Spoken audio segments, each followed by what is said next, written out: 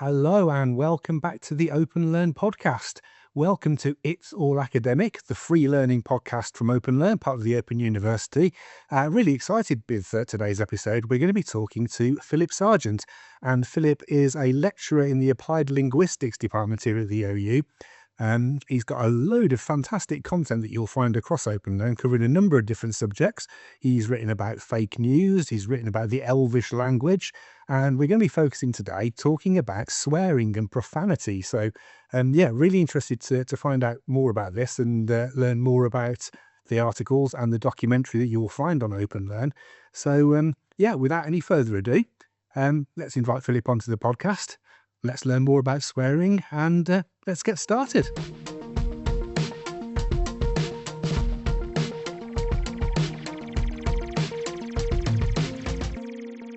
Philip, thank you very much for joining us today. Thanks for inviting me. Very interested to be part of this conversation.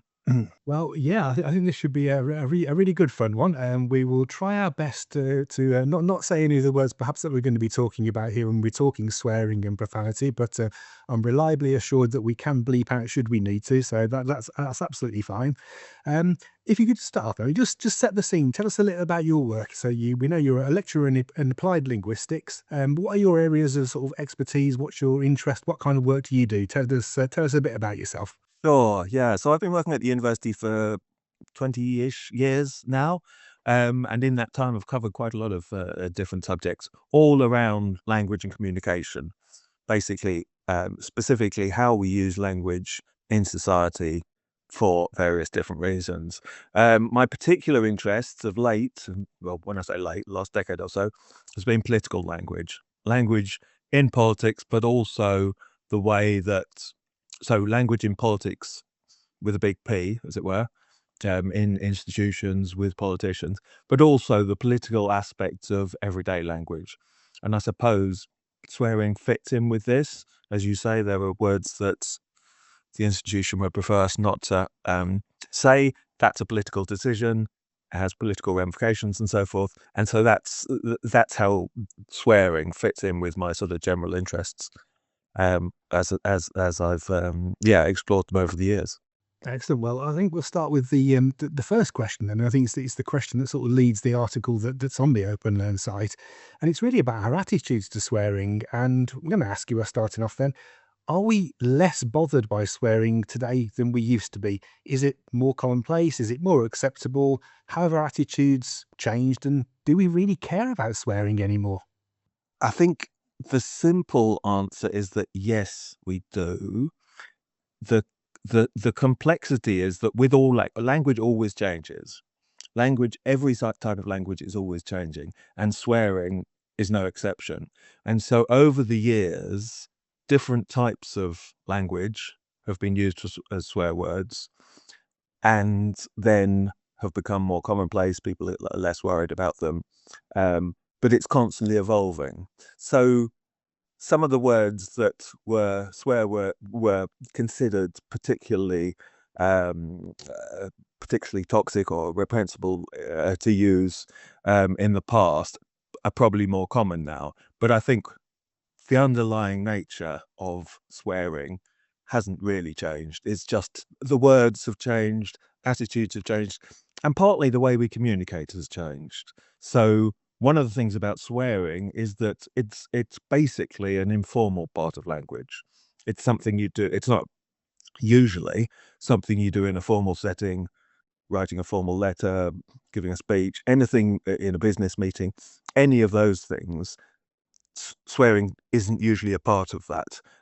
It's a part of the private sphere. It's part of what you do in informal times. The thing about communication generally over the last few years is that divide between the formal and the informal has got very blurred, mainly because of digital technologies and social media. And I think for that reason, our attitudes to swearing are changing in the same way that our attitudes to all sorts of language use is changing.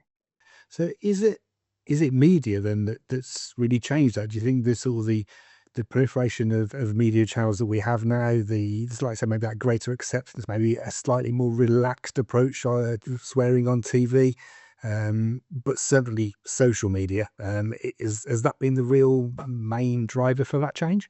That's one of the big changes, yeah. I suppose there are two aspects to this. Firstly, what we consider to be taboo language has shifted.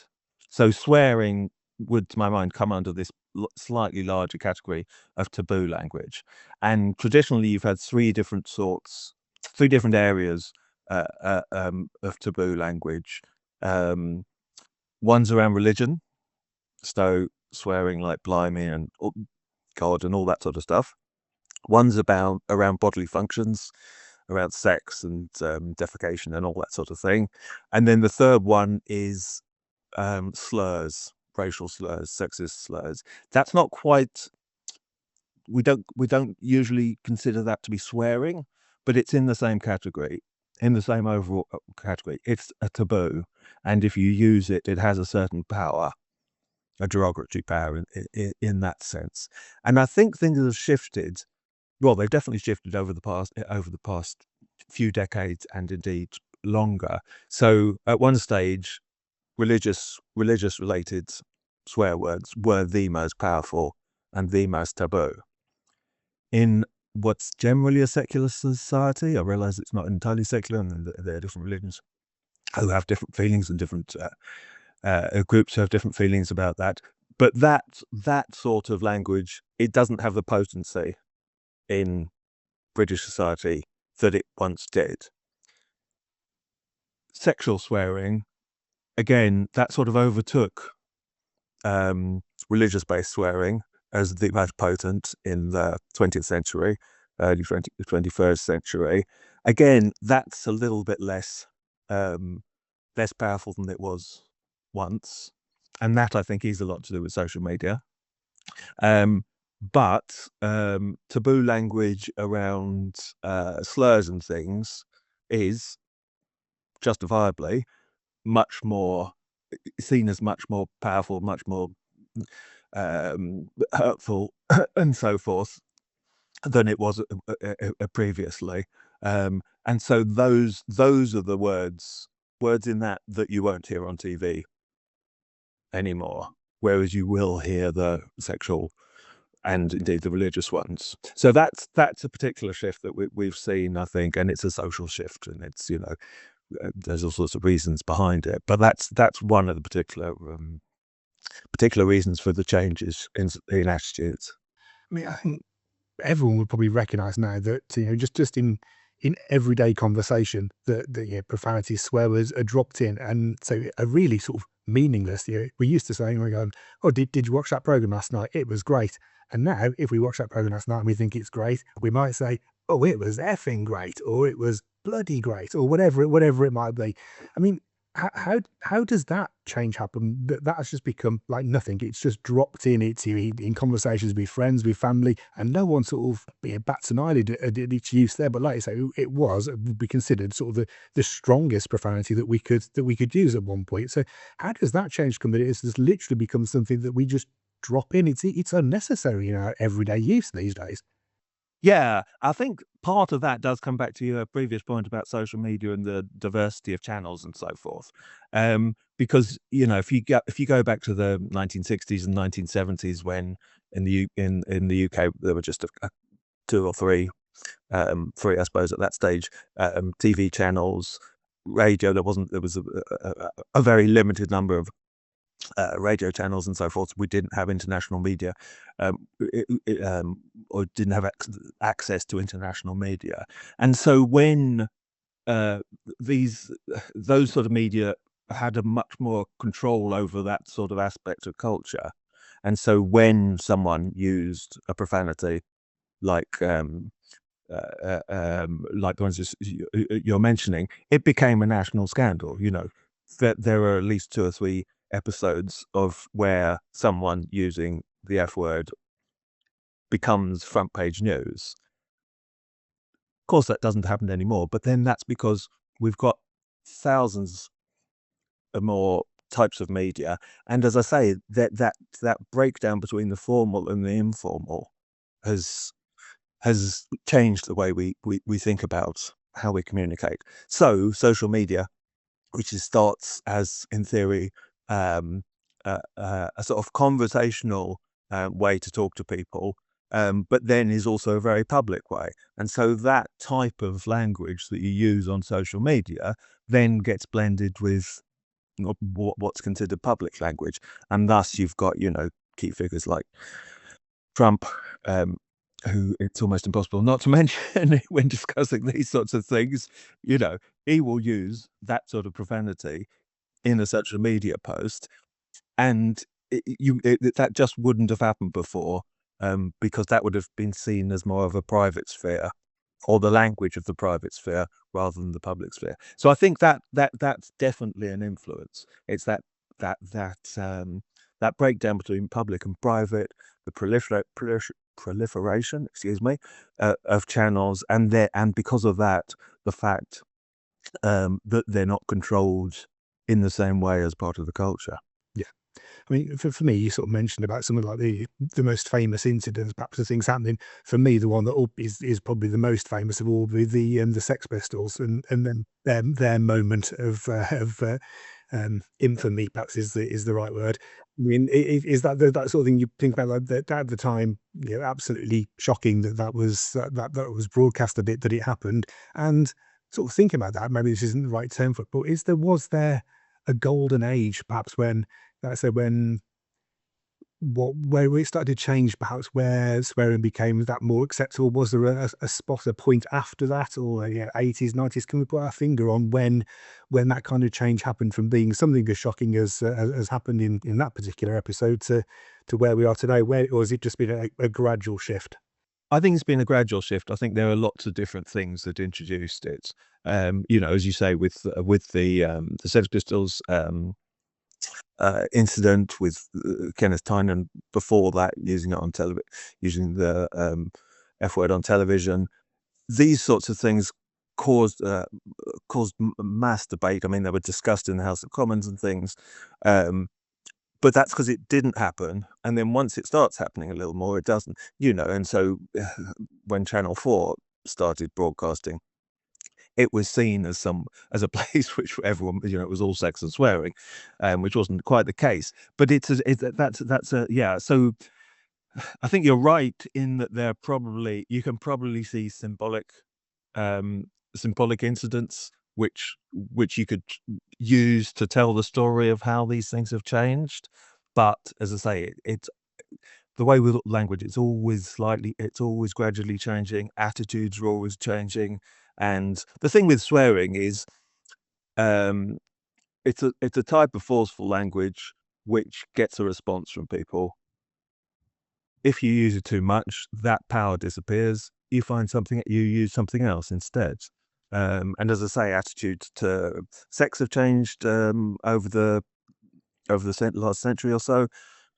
Attitudes to religion have definitely changed. So all these things don't become the taboo-ness alters, and once the sort of underlying taboo issues alter, then the language becomes more part of the um, every day, because it doesn't have the same the same effect, basically, that it did have previously. I mean, I guess, does that lead into really the sort of the evolution of words, the sort of the introduction of new words into the language that perhaps we might hear someone saying, and those of us of a certain generation, of a certain age, would hear it and have no idea what it means, whether it is something that means it's great, something that means something it's awful, that it is a profanity, whatever it might be.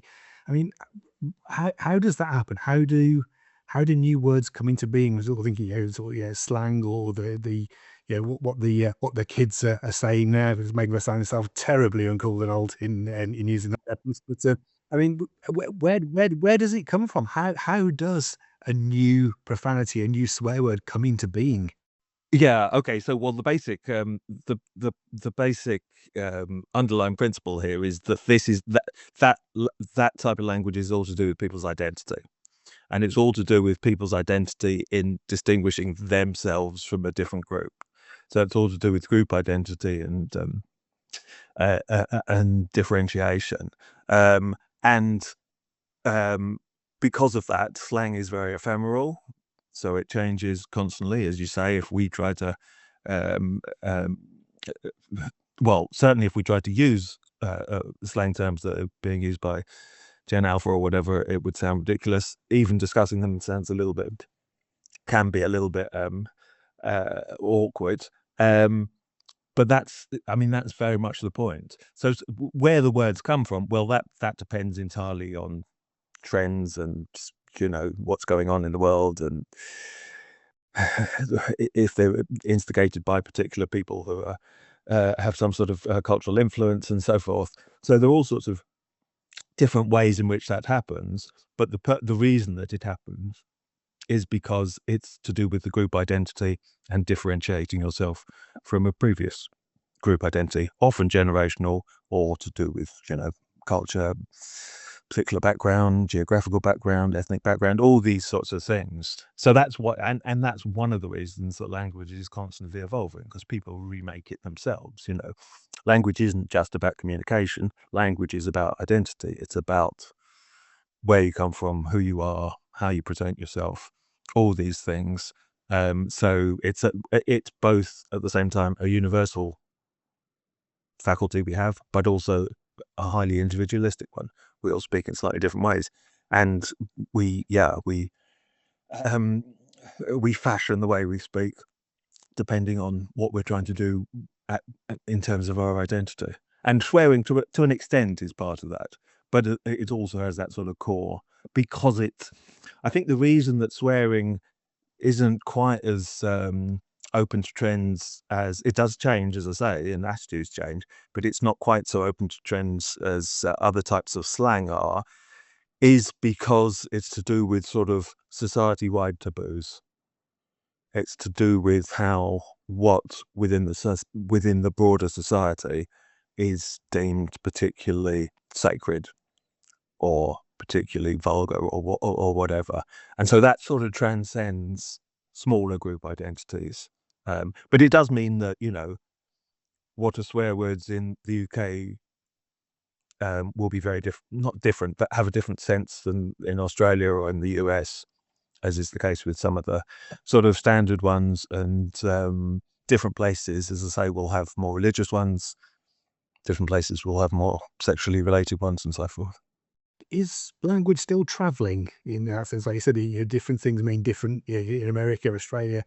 I mean, are we still seeing words travel across the world? I mean, does that happen quickly now because it can be picked up so much quicker, like I say, through the various media channels? Or do we still see it really quite entrenched in our own countries and our own cultures that, no, these are the words that we use and that's what we're going to use, and it doesn't really break out? Have we adopted any words from other places sort of more Yeah, recently, not so perhaps? much the words. So words definitely still travel. We're in the age of globalization as with us. Well, depends how exactly you characterize it, but definitely the last 3 or 4 decades, everything, we have access and sort of very close familiarity with the way people are speaking in, well, South California particularly, but other parts of the world, New York, wherever. And so words do travel a lot still. Um, but I think that the distinction is that although the words do travel, sometimes the cultural nuance doesn't. So that's why, a word like blimey, for example, still feels very British. You hear it picked up occasionally in American sitcoms or something as a Britishism. So, I mean, then their knowledge of there's a knowledge of it, there's knowledge of what it means, there's a knowledge of how it's used, but the cultural nuance is still very slightly old-fashioned British. I mean, it certainly isn't a swear word in the same sense as it was sort of in the 1920s or something, but it still is a swear word, and still people use it in that sense, but it has a particular culture. So, and then some of the more traditionally um, uh, taboo swear words do definitely have a different power according to the culture in which they're used. And but it's the same word, but every word has a sort of history and a background and a culture to it, which when you use it as part of the culture you've been brought up in, or the part in which you live, you you imbue it with that sense. That makes sense. Yes, yeah, yeah. I think one of the things I'm really interested to get your thoughts on as well is the the non-swearers. And by the non-swearers, I mean not necessarily the people who don't utter any profanity, don't make an exclamation, but the ones who don't say the words. They'll find a substitute. We've got and we all know what everyone means when someone stubs their toe and shouts sugar. We know the word they're thinking of, or and even to the point when someone will actually go as far as to say, and I did it even earlier on when I think I said effing instead of saying the actual word, and we all do this. We'll all put a substitute in, yet we know exactly what it is we mean, and everyone else knows exactly what it is that we mean. So why is it acceptable to say, like I said, Neva, that was effing great? I'm not saying the swear word, but we all know I am. Why is that acceptable? Why could I get away with saying that perhaps in the workplace or at school, at college, at a family gathering, whereas I wouldn't get away with the actual full term? How does that work? How is our acceptance of the substitute word being Yeah, I mean, thwarted? it's that's ultimately a paradox, but I think it's to do with and as you say, it's in spoken language and it's also in written language. Some newspapers will type the whole word, others will put asterisks. Is in selective places and things. Um, I th it's one of the absurdities of language that, as I say, there is if you go back to the idea of it being taboo language, it has an almost mystical aspect to it's pronouncing that word itself, which is a problem. And you see it in other contexts, some religions won't pronounce the name of God, but they'll have some sort of substitute. Um, as I say, with racist language or sexist language, um, if we want to talk about it, we'll talk about it by using something which represents the word rather than the word itself, despite the fact that we're not using that word as a racial slur. We're just talking about that word, but you wouldn't even say the word because it has a sort of totemic value. It has a sort of symbolism, um, which is to do with the taboo. And so it is. I mean, it's a paradox, and it makes no sense other than as a sort of there's a ritualistic aspect to how we think about how we're using language. So the actual use is, as you say, everyone knows what it means. If you see a headline with FXXS and something in it's no different from another newspaper which will print it, other than it's part of what that newspaper thinks is acceptable. And it has this, as I say, it's almost a ritualistic aspect of language, but it's not so much the use of language, but the attitudes towards our understanding of language, if that makes sense. Yeah, yeah. I want to ask you about why we use these words as well. I don't know whether this is from a linguistic question or perhaps more. I don't know where it fits in, but when we hurt ourselves, for example, and the inclination is to yell something out, quite often a profanity, quite often an awful swear word. We feel for some reason maybe, yeah, maybe could be an annoyance at ourselves, but it helps. Somehow it feels like it helps to shout that out. So that may be one side of it. Is it still used to shock? Like I said, we've already said it's not as shocking. It's the attitudes have changed, so maybe not quite like it used to be. Um, is it the portrayal of ourselves, how we want people to see us? I'm tough because I swear. I'm a big strong man, and I'm not afraid to utter a few profanities when it matters. Why do we use these words? Is there any reasons that we can what's your take on it? Why Yeah, do I we suppose swear? there are sort of two main reasons. Plus, there's that one use the business of why when we stub our toe we swear is a it's a slightly different one, but supposedly according to cognitive linguists and people who study how you know uh, how we work physically and cognitively, it does help. Supposedly, I'm not an expert in that at all.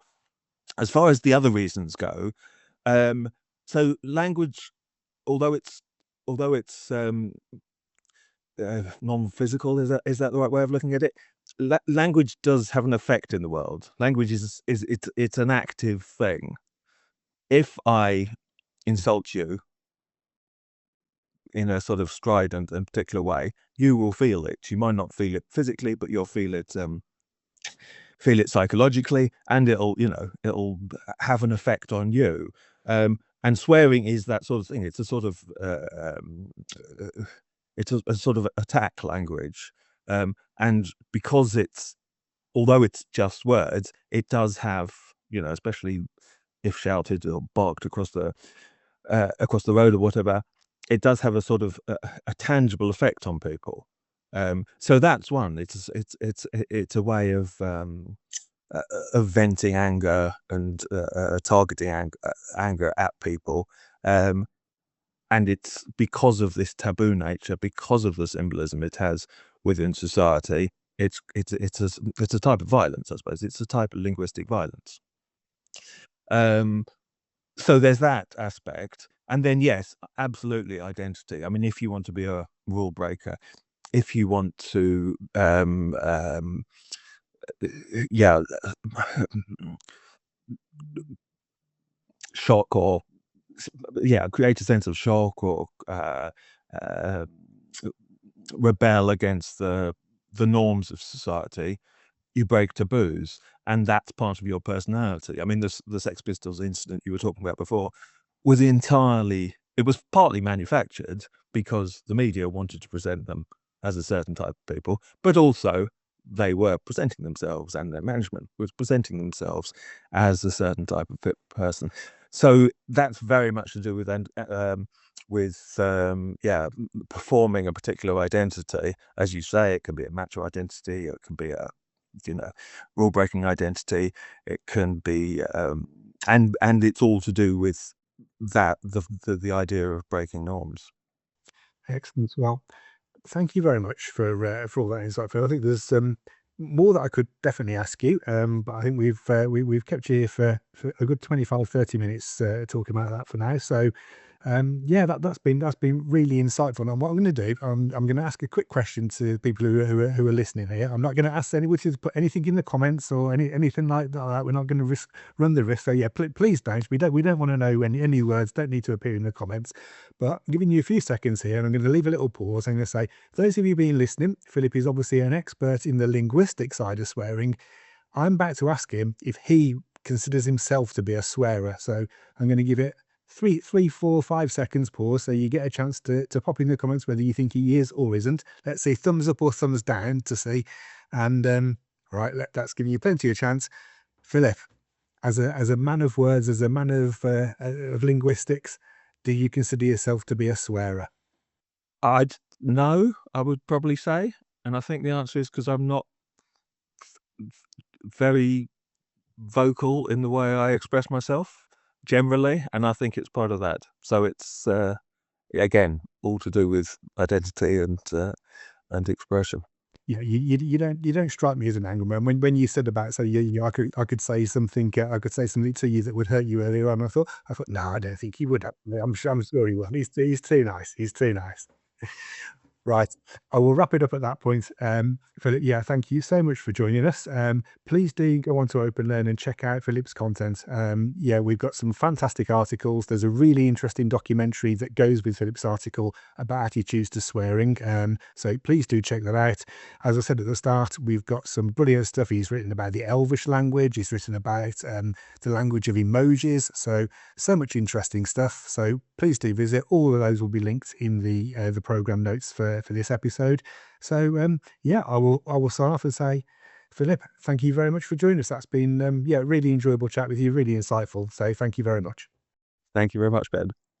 And finally, please do remember, if you've enjoyed this, like us, follow us, Spotify, on YouTube, leave us a review, And yeah, get involved in the comments. Let us know what you thought. Let us know if you've got any questions as well. Then we'd love to do some follow-up episodes to these that we've recorded. So if this has provoked any ideas, has left you with anything that you're still wondering about that we could ask Philip again for a future episode, then yeah, pop the questions in the chat, and I'm sure we'll get him back on again in the future. But in the meantime, thanks for joining us. Look out for the next episode coming up. Get those notifications on, and we'll see you again soon. Thank you very much. Bye. If you enjoyed this clip, feel free to follow the links on screen for more interesting articles and free courses from the Open University.